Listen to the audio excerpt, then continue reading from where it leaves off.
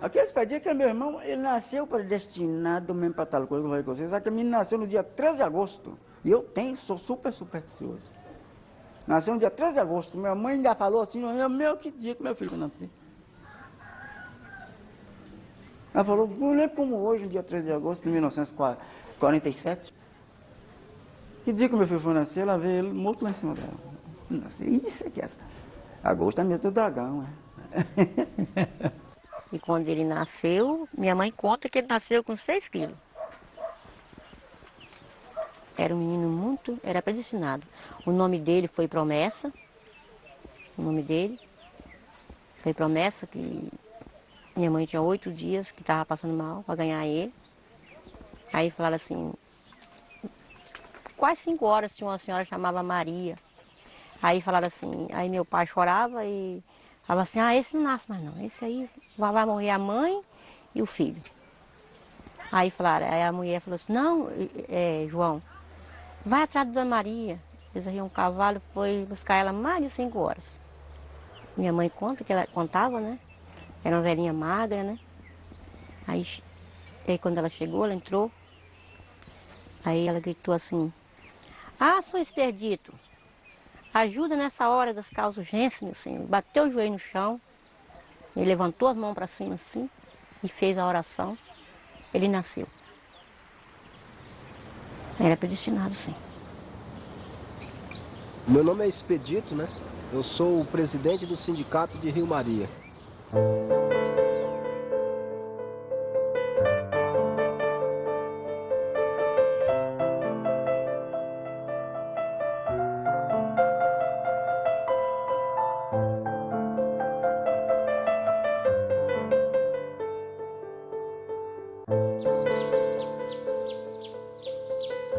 Eu nasci para ser poeta por dote da natureza. Sou de uma família pobre, nunca conheci riqueza. Da infância até agora, só sei contar minha história da minha grande pobreza. Foi entre as montanhas de Minas, a doce terra em que nasci. Mas com apenas 8 anos, fui obrigado a partir. Deixei meu torrão querido, aonde que fui nascido, aonde tampouco vivi. Saí de mundo afora em busca de outros nortes, correndo atrás da aventura, andando em busca de sorte. Por onde eu tenho andado, em momento eu ter passado por golpes duros e fortes. E aos trancos e barrancos vou levando a minha vida, o peito cheio de saudade e a alma dolorida. Esta saudade malvada tá no meu peito encravada, morando sem ter saída.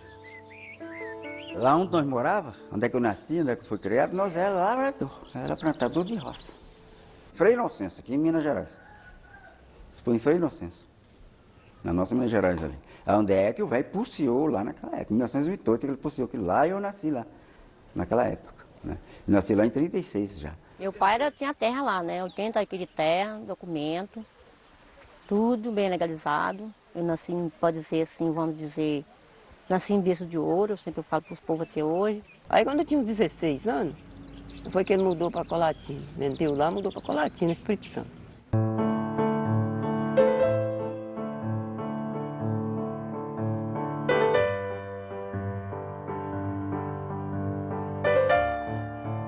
Ele vendeu a terra botou o dinheiro tudo dentro de um saco de estopa e um revólver e veio aqui para o Espírito Santo. Fui lá numa escolinha modesta, numa casa pequenina, porém minha professora chamava-se Angelina, era de origem italiana e era gente muito fina. Até hoje, quando lembro, aquele seu modo de ser, como ela me tratava, eu nunca vou esquecer, da professora querida que me ensinou a escrever. Ali ele estudou quase 2 anos, depois meu pai vendeu ali e veio para essa terra daqui. O meu sogro mexia com lavoura de café. Aí meu pai sempre mandava eu ir lá comprar café. Aí eu ia. Às vezes tinha vez que eu chegava lá, aí Expedito estava lá no terreiro, mexendo com o rodo, mexendo no carro, estava arrumando café para secar. Aí com isso nós foi conhecendo. Aí quando, assim, na base das 5 vezes que eu fui lá, aí logo o Expedito começou, e quando ele chegava lá, ele sentava lá, ele não tirava o olho de mim. E aí chegou um dia que ele falou que eu voltei lá de novo para comprar café, aí ele perfurou se eu queria namorar aquele.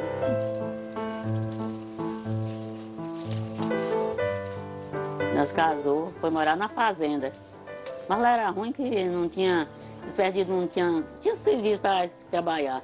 Aí Expedito saía para as fazendas assim, trabalhar assim, na fazenda para ganhar milho seco e andu, feijão andu. Acho que vocês conhecem, né, o feijão andu. Aí é o que nós comia nessa, e peixe também. É o que nós comia nesse comecinho lá. Foi em 68. 68 já. Foi com as duas que moram lá até hoje que me escreveu. Escreveu de lá para mim que o pai dele ali, Expedito, juntou e pegou o velho e a velha, meu pai e minha mãe, e Isabela, essa que está lá, que eles foram para Goiás.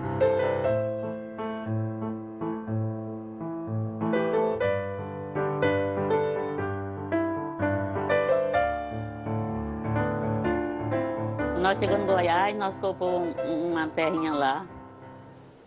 A meu marido, meu sogro e meu cunhado. Eles compraram esse pedacinho de terra. Mas quase não tinha lugar mais assim para trabalhar. O lugar de trabalhar era pouco.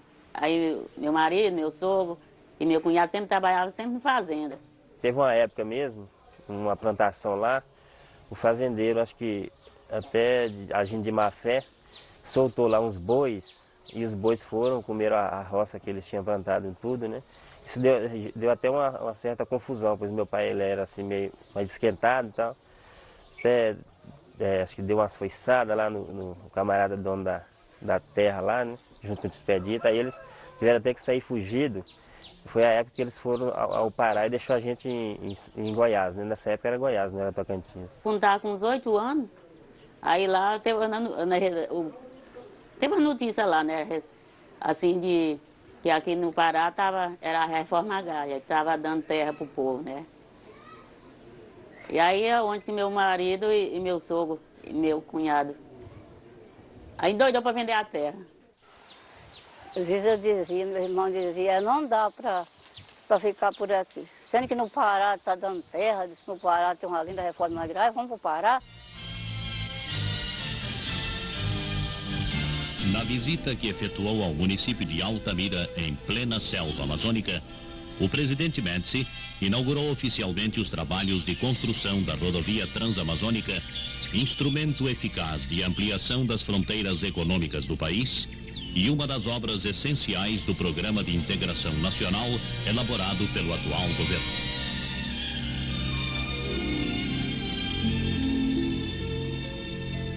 O presidente Médici expressou sua confiança em que a Transamazônica possa ser o caminho para o encontro da verdadeira vocação econômica da Amazônia.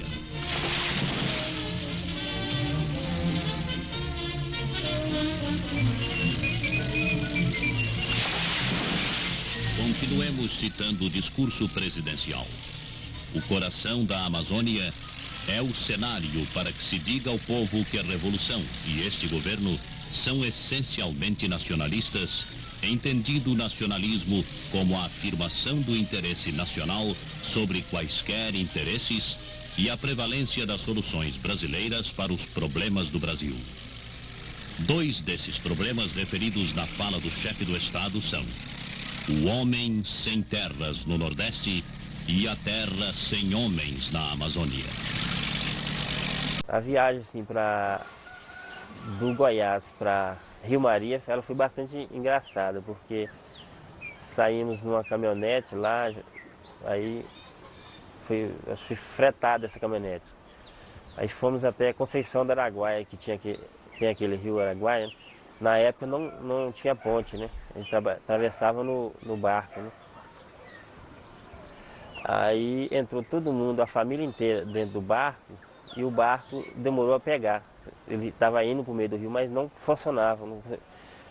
Eles não conseguiam funcionar o barco, né? Eu mesmo eu pensava que nós nem ia afundar o barco e morrer todo mundo. E do jeito que estava enchendo d'água, sempre enche d'água o povo vai tirando, e lá não. A minha avó, muito devota, ela pegava o rosáriozinho dela. Ela tinha assim, uns 5 anos, mas eu me lembro perfeitamente que ela pegava o rosário e começou a rezar.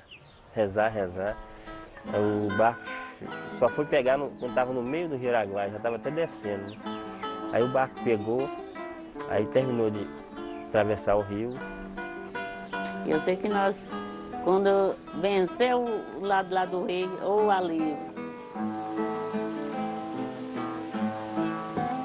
Araguaia, meu Araguaia, de mistério e de terror, de cascata e de banzeiro, de matas, de praia, de campos sem fim.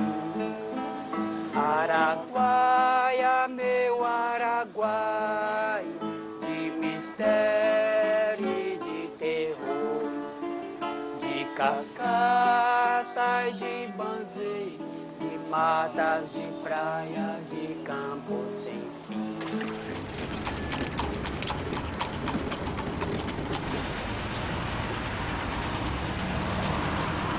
Nasci em Goiás, né?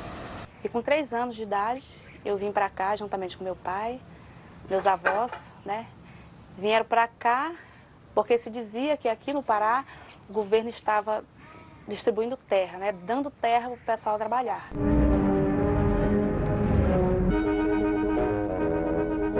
Este homem veio do Nordeste. É um dos colonos do INCRA. Tem casa. Planta. A terra dá.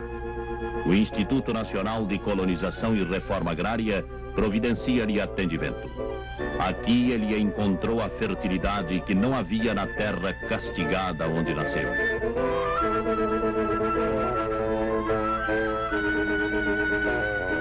Numa casa de caboclo, 3 é melhor. Samuel Transamazônico, o primeiro menino que nasceu durante a construção da estrada. Sua educação e a das outras crianças que se encontram lá está assegurada. Os filhos dos colonos que ganharam no berço um Brasil grande devem se preparar para o futuro. A imensidão amazônica induz o homem a pensar no seu grande destino. A estrada que leva ao céu deve ser uma imensa e vasta transamazônica rasgada por Deus no coração dos homens que sabem sacrificar-se pelo progresso da humanidade. O Instituto Nacional de Colonização e Reforma Agrária utiliza-se de todos os recursos para que os colonos não se sintam aliados da civilização nas selvas que não acabam mais. Amazônia.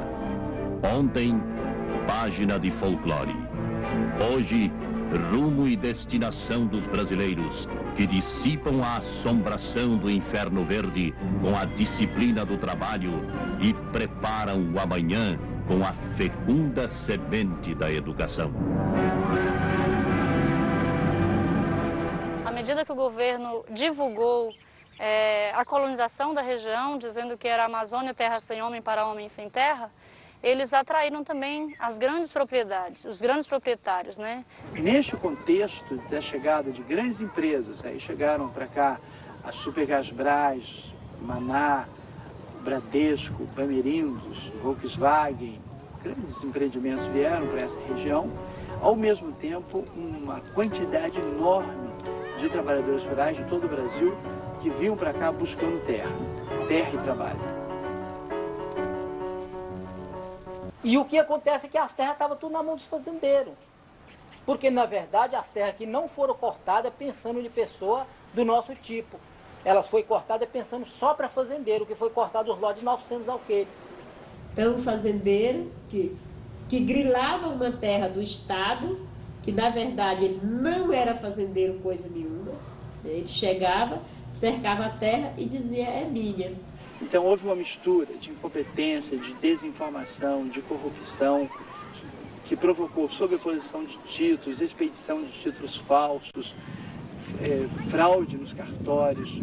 As pessoas compravam, os fazendeiros compravam as terras de avião, né? Você comprava terras e não sabia exatamente onde terminava e onde começava as fazendas. O que atraiu a maior parte do pessoal aqui para essa região do sul do Pará, né, foi o garimpo da Serra Pelada, onde saiu a maior pepita de ouro da história mundial, né, que foi com mais de 50 quilos, né, a pessoa sabe disso. Houve um momento que dentro daquele buraco da Serra Pelada tinha mais de 100 mil homens trabalhando dentro daquele buraco, né, e quando aquilo fracassou, esse pessoal ficaram dispersos aqui no sul do Pará. E justamente Rio Maria, devido ser uma terra muito boa, né, terra de agricultura, terra para pecuária, e era onde o Expedito morava.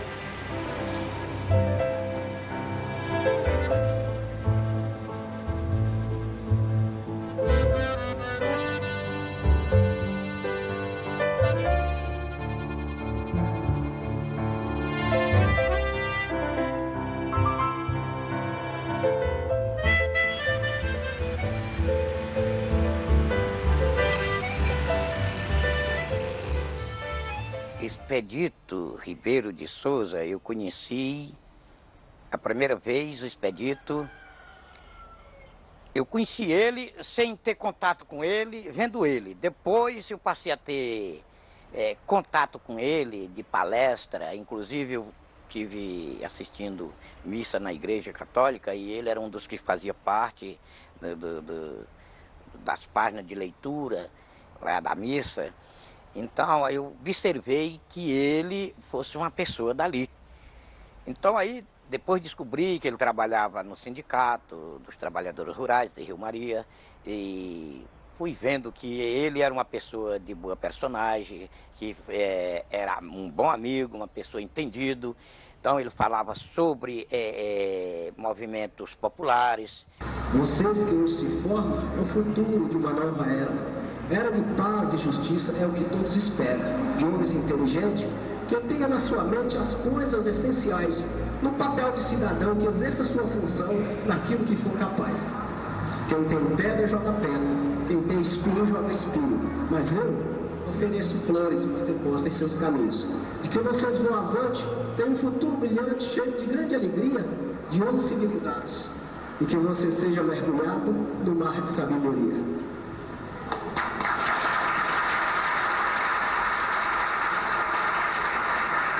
Meu pai fazia tantas coisas boas para as pessoas, né? Ajudava, levava a pessoa doente para tratar. A pessoa chegava, não, está acontecendo assim, assim, preciso da sua ajuda. Meu pai estava ali sempre, né, disposto a ajudar. Aí, em troca, meu pai não ganhava nada, né? Não ganhava dinheiro. Meu pai não tinha emprego fixo, né? A minha família chegou muitas vezes a passar fome, né? Aí eu me perguntava assim, meu Deus, como é que pode? Meu pai não trabalha, fica ajudando essas pessoas, né? E a gente passa necessidade em casa e tudo mais. Existe uma explicação para tudo isso, né? Que eu deduzi que seria o amor ao próximo, né? E quando eu comecei a entender isso, eu passei a trabalhar com ele, né? Eu trabalhava no sindicato, eu era secretária dele. Secretária, mas não pelo salário, porque não tinha como pagar salário, né? Estou esperando reforma agrária. Reforma agrária nunca apareceu.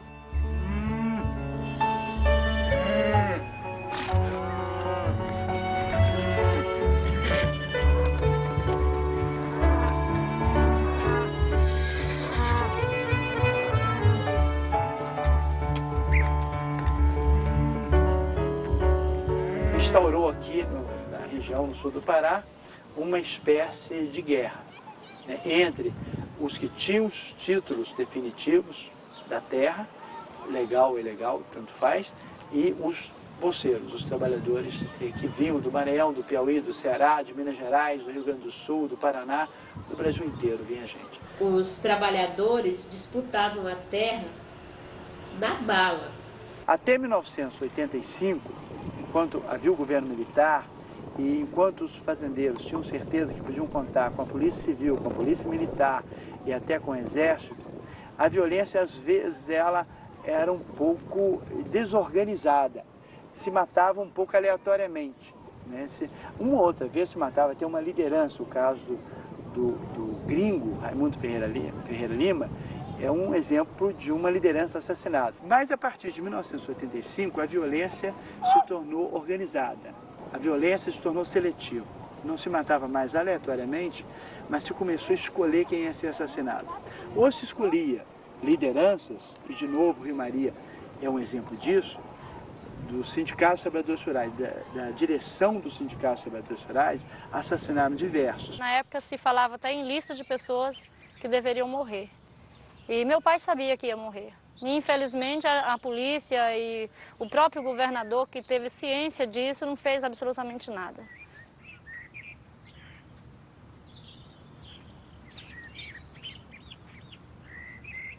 Que nesse tempo aqui a violência era demais, o povo era matando. Quando era atirar de noite, quando era no outro dia, amanhecia a gente morto nas ruas. A gente só via para tal rua assim, tá um morto lá. Pra ali também, amanhecia a gente cortada a goela. Era de jeito. Não, quando nós fazia medo. Quando nós chegamos para aqui, sempre falava perdido. Não sei o que nós veio fazer aqui na Rio Maria. A violência era demais, o povo era matando gente. A chacina que houve foi justamente a dos irmãos Canuto, né? Os caras chegou dizendo ser da Polícia Federal. E lá assassinou o Zé e o Paulo, né? O Orlando, né, que escapou com vida, que hoje está em Belém, né? Está em tratamento em Belém. Ele afirmou que esse cara disse que ia levar eles, né? Ia fazer a chacina deles, ia matar eles e voltava para me buscar e buscar um outro, né? Que era Carlos, secretário do sindicato, né? Então eles voltavam para me buscar, eu que sou presidente do sindicato, e o Carlos, que era o secretário. Tinha pegado eles, mas voltava para pegar mais.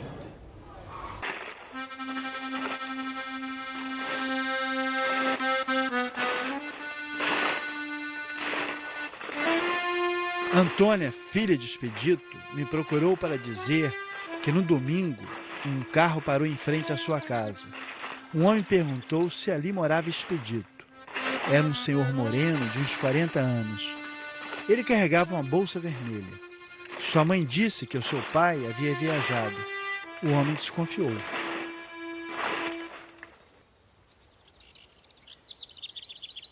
Eu dava conselho, falava para ele, perdido, sei lá, do sindicato, perdido. Lá no sindicato e vamos embora daqui, então vamos embora para nossa terrinha trabalhar. Mas não. Eu só me falava que não podia sair do sindicato, não.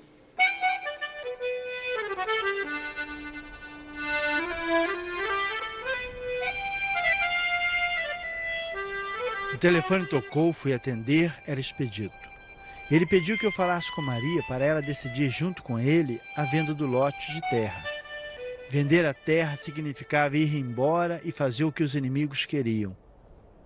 Se ele dizia isso, o Expedito dizia claro, ele sabia que estava correndo, né, muito risco, né, na vida dele. Foi lá em casa, eu conversando com ele, eu digo, Expedito, mas você não tem medo de você ser sequestrado e morto a qualquer hora? Você já viu os exemplos dos outros, que nessa ocasião tinham matado o Braz, o Ronan, o João Canuto.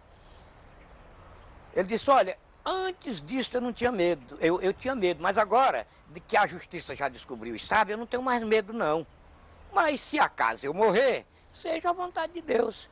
Morre eu, mas a história fica. Me lembro como hoje ele dizia isso. Morre eu, mas a história fica. Fui à casa de Expedito, que chegou de Belém na sexta, acompanhado por um segurança. O segurança não se encontrava. Expedito dizia que não estava seguro e poderia morrer a qualquer momento. O trem não está fácil, ele disse. Ele sabia que enquanto os pistoleiros e os que mandam matar continuassem soltos, nós corríamos risco pensava então em passar uns dias em Belém.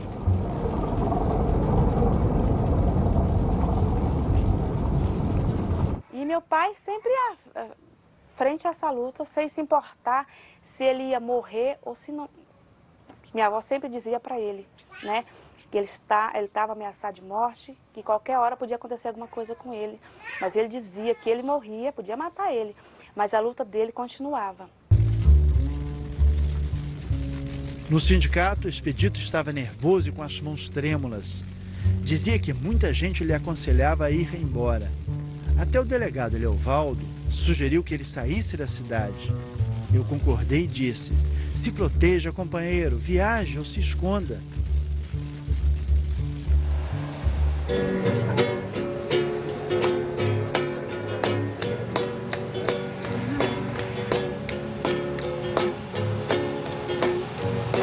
E vai passando um caminhão após o outro, levando gente para a mobilização. Trabalhadores nessa luta descobrindo que a vitória vem da organização. Trabalhadores nessa luta descobrindo que a vitória vem da organização. Fazendo greve por saúde e por estrada, pelo transporte e pela educação, pelo salário operário da cidade, trabalhadores da roça por preço na produção. Pra não sair errada, a gente faz a discussão, onde toda a liderança dá a sua opinião, pra provar pra burguesia que as ideias são acesas, ainda mais com a aliança operária e camponesa. Pra não sair errada, a gente faz a discussão, onde toda a liderança dá a sua opinião, pra provar pra burguesia que as ideias são acesas, ainda mais com a aliança operária e camponesa. Nós queríamos homenagear o companheiro Expedito também com uma salva de palmas.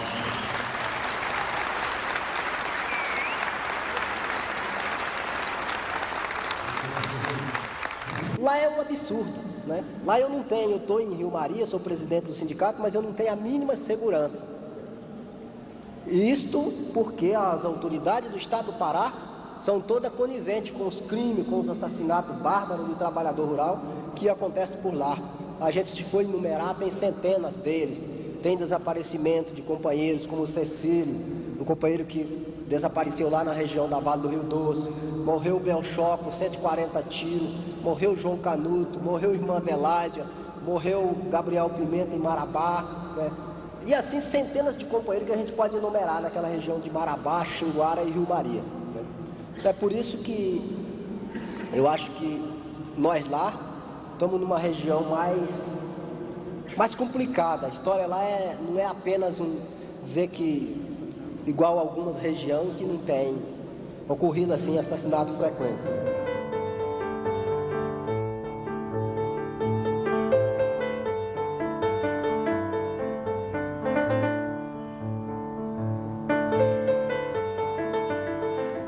E aqui eu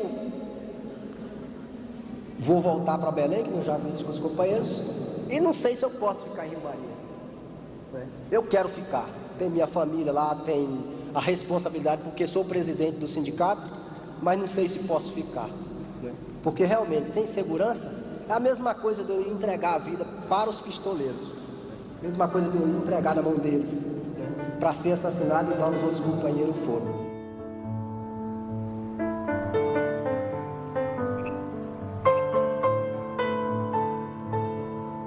Eu procurei e falei para ele: olha, você e Carlos é para morrer e a gente tem que sair da cidade.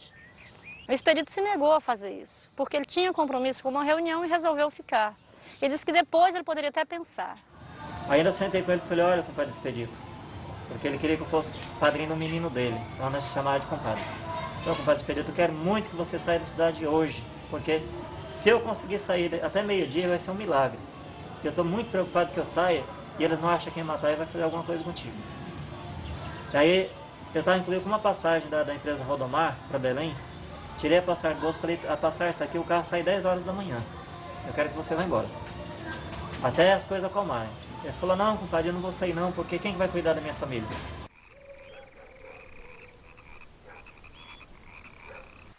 Pois é, né? Nesse dia que ele ia ter uma reunião para ele no sindicato. Nesse tempo o velho idosa morava bem ali, pertinho, aqui, vizinho nosso. Nesse tempo era horário de verão. Aí ele saiu lá pra casa do velhinho pra assistir o jornal. Aí assistiu o jornal lá. Aí ele chegou aqui e falou assim, eu vou lá no sindicato. Aí eu falei assim, você não vai jantar não? Ele falou, não, agora não, quando eu vim eu janto. Você não vai assistir a novela não, porque nesse tempo não tinha nem na televisão não. Eu assistia lá mais a velhinha. Aí ele falou, você vai assistir a novela, mas a dona Benedita que já tá começando. Aí eu fui pra ver assistir a novela e ele saiu pra lá, pro sindicato. Aí chegou lá, nesse dia não teve nem a reunião. E aí ele veio embora.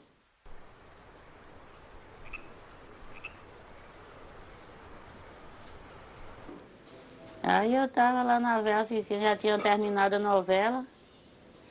Já tava na Zorra Total, aí eu tava assistindo lá a Zorra. Aí bateu na porta. E vai o velhinho surdo, que era Seudosa. Ele sentava, que importadinho na televisão, que era surdo. Bateu na porta e eu falei, Seudosa, tá batendo na porta. Aí ele levantou a cabeça. É quem, Dona Maria? Eu falei, não sei, Seudosa, tá batendo aí na porta.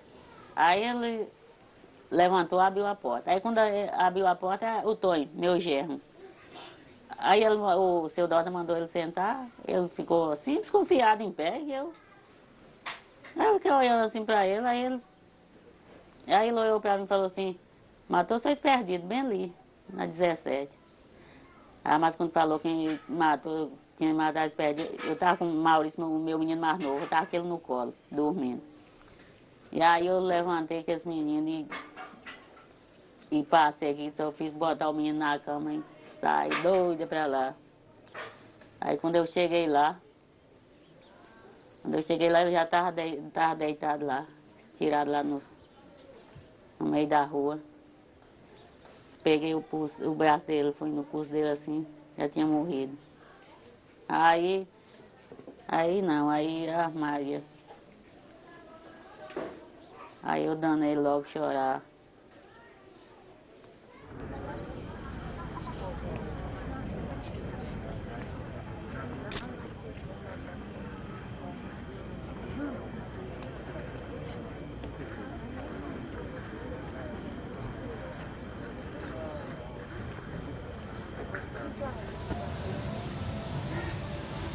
Quando foi no domingo, por volta de 3 horas da tarde, eu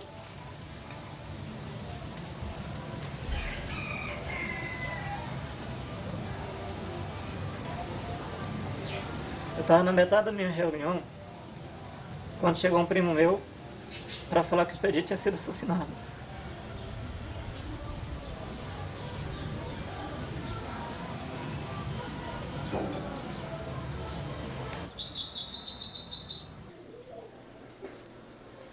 Às vezes tem hora que eu nem gosto de lembrar do que eu já passei.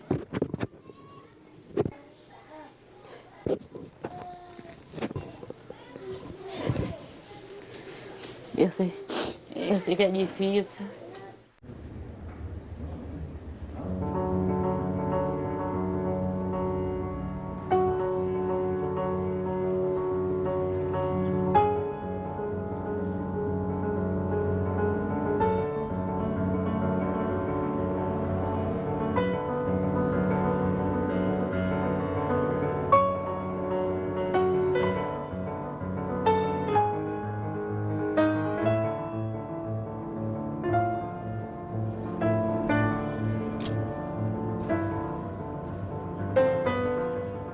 Quero lembrar com paixão o companheiro Expedito, poeta, sindicalista, deixou seus versos escritos. Fruto das comunidades, o latifúndio com maldade, tentou sufocar seu grito. Um grito de liberdade, nenhuma força calará. Pode todo sangue Marte, a vida renascerá. João Canuto e outros mais plantaram justiça e paz. E com certeza vão brotar.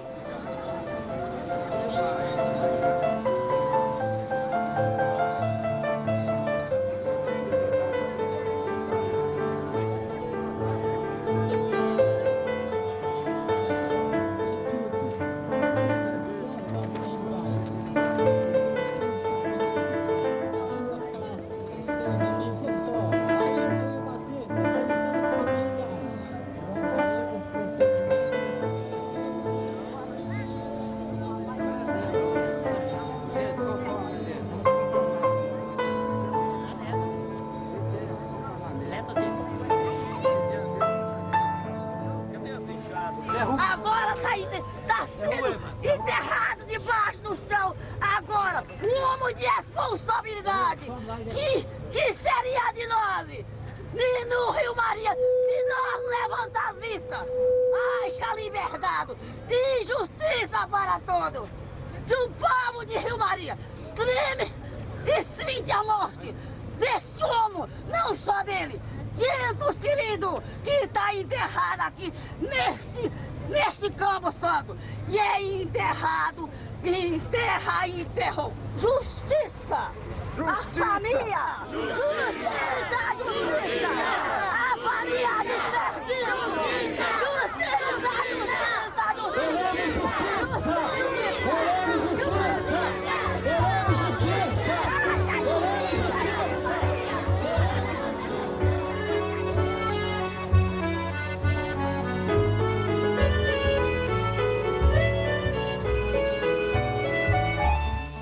Eu fiquei 24 anos sem saber do paradeiro deles, quando foram para lá. Aí um dia, eu estava assistindo a televisão, aí eu vi aquela imagem daquele homem assim, na televisão, aí falou assim, Expedito Ribeiro de Souza, que foi assassinado. Do acontecido? O acontecido é quando a Rede Globo deu essa cobertura, né? Que eu escutei no Fantástico. Escutei o Fantástico. Quando passou no Fantástico, eu falei, falei com esse meu filho aí, ó. Eu falei, esse é Expedito, meu irmão, ele tá lá no Pará. Foi descer ele. Quando eu vi ele passando na televisão, eu falei assim, meu Deus, meu irmão foi embora agora. Não sabia nem que o pai dele ali era falecido, não. E nem sabia que o velho, meu pai também, João Ribeiro, era falecido. Não sabia, não. Recebi as 3 notícias numa hora só. As 3 notícias do irmão ali que era falecido, o pai dele, e do Expedito, e do meu pai. Recebi essas 3 notícias numa hora só. Fui no outro mundo e voltei para isso.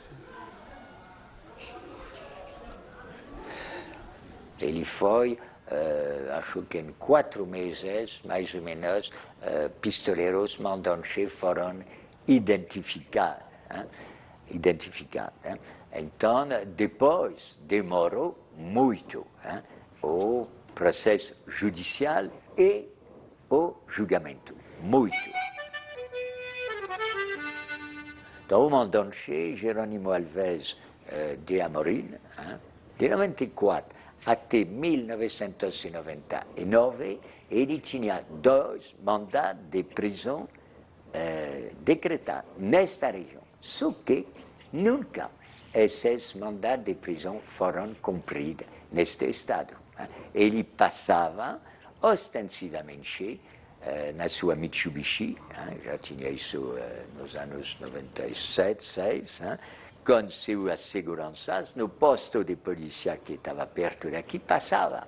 E o pessoal nunca pararam ele.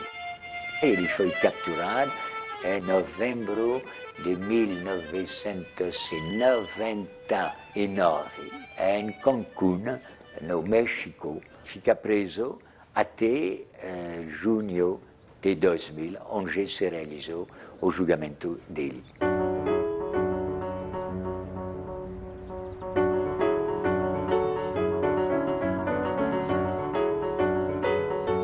Você acha que não é vitória você ter a gente assim, tão simples, tão desprovidos de recursos, conseguir colocar no banco dos réus um fazendeiro que teve toda a sua vida bisbilhotada pela justiça, né, e que sentou no banco dos réus, sendo chamado de réu? Isso para nós já é vitória. Mas aqueles assassinos, que assassinou ele lá,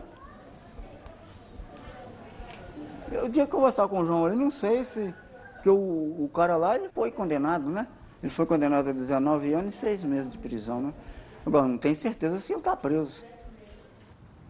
Então, depois começou a complicação, porque nunca deveria ter saído de Belém. Ele deveria ter ficado preso em Belém. Só que a família dele e o lobby muito forte que ele tem em todos os segmentos da população, fizeram uma pressão tremenda para que ele fosse transferido, preso para Goiânia, que era, de fato, a região da residência dele e da família dele. Depois, ele conseguiu, depois de mais ou menos 6 meses, de ter autorização a ter um tratamento por razão de saúde, então cumprir a sua pena em prisão domiciliar, por razão de tratamento. É verdade que isso aqui é certo, que ele tinha problema de saúde, o início do câncer. Eles, então, no lobby dos médicos, inclusive, amigos deles, fizeram todo o esforço para que ele beneficie de um indulto, quer dizer, um perdão. O importante é que se os trabalhos dele lá deu resultado, né?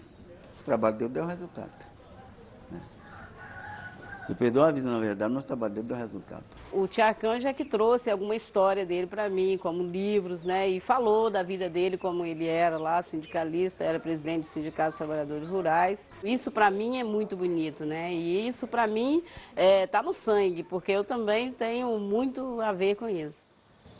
E tem a tia Águida que está no assentamento dos trabalhadores rurais sem terra, em Águia Branca. Com a descoberta do meu tio lá, com a fatalidade que aconteceu com ele, despertou em nós uma coisa que não tinha, né? Até então eu tinha uma imagem diferente do que era um MST, né? As pessoas que não gostavam de trabalhar, que estavam lá para tomar terra dos outros. Mas hoje eu vejo que não é. Tanto é que eu faço parte de um grupo que está lutando por melhores condições de vida.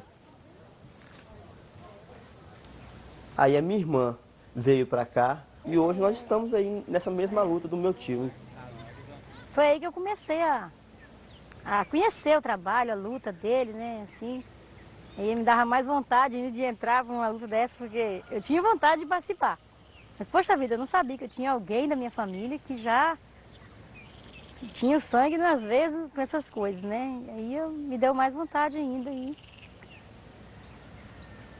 Hoje eu penso assim, antigamente eu pensava de uma maneira diferente. Hoje eu penso de uma maneira muito mais diferente ainda, né? É uma luta que não pode acabar. Aos meus primos, eu diria que eles, apesar de não ter conhecido, né, o tio deles, eles tiveram assim uma pessoa, um tio, né? As minhas tias também que não conheceram ele. Eu diria que eles tiveram uma pessoa assim, que eu penso assim, né, que em primeiro lugar, ele amou a Deus.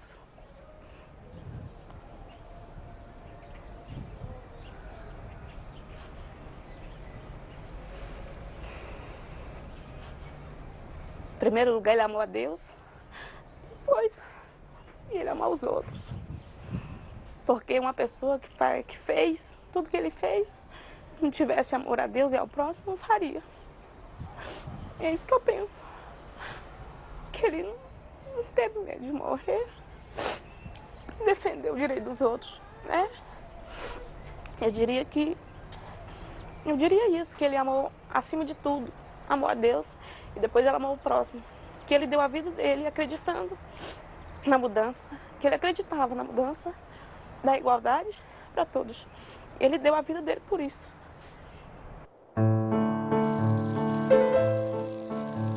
O silêncio invade minha alma ao entardecer nesses abertos campos. Passo a passo, atravesso essas campinas, seus tapetes me confortam e eu avanço. Entre montes, serras e rochedo, alegremente a passarada canta. As cortinas negras à noite e a lua branca se levanta.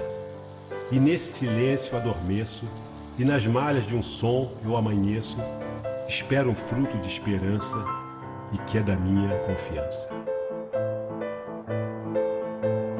Assim, ele não morreu, não. Foi uma semente que foi jogada na terra.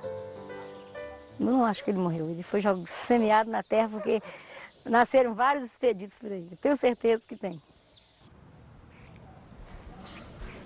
Mas essa é a nossa história, né? Essa é a história nossa, do meu tempo para cá. Desde aquela época que eu entendi por gente, né?